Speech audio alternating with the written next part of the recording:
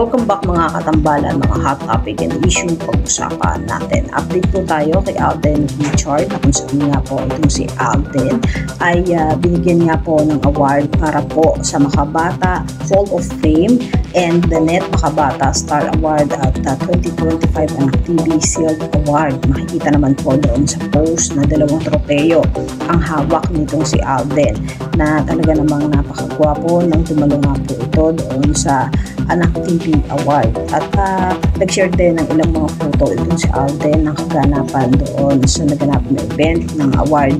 At isa pa nga po sa post itong si Alden ay pag-congrats nga po kay Direk na kung saan ay kumuha ng award din sa PMPC Star Award for Movies ang pelikula nila ni Catherine Bernardo na Hello Love Again. Makikita naman yung photo na kung saan ay makasama si Direk at si Alden Richard. Samantalang si Alden naman po ay nagkakaroon din ng interview sa GMA Integrated News na kung saan nga po ay nagkwento itong si Alden para po sa nalalapit din niya na 15 years anniversary in showbiz na kung saan ay kinuwento nga itong si Alden ang naging karera niya sa 15 years niya in showbiz. At si Alden nga po ay magkakaroon naman ng concert para po sa moving forward niya at ito nga po ay gaganapin naman sa Santa Rosa, Laguna Multipurpose Hall ay sa December 13 ng 8 p.m. At